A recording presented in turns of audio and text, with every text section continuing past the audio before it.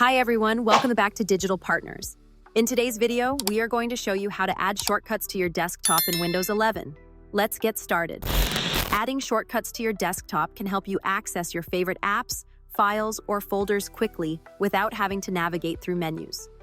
Windows 11 offers a few easy ways to create shortcuts, so let's go over them step by step. The first and simplest way to create a shortcut is by using the Start menu.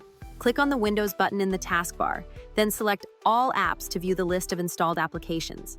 Find the application you want to create a shortcut for, left-click, and drag the app icon onto your desktop. Once you drop the icon, Windows will automatically create a shortcut. You can repeat this process for as many applications as you need.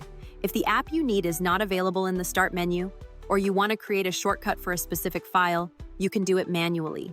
Open File Explorer by pressing Windows plus E on your keyboard and navigate to the folder where the application is installed. For example, if I go to my C drive, then Program Files, open the Google folder, and then Chrome, I can find the application file. Right-click on it.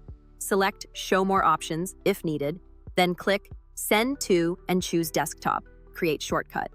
Now you will see the shortcut on your desktop, allowing you to open the application instantly. And that's it.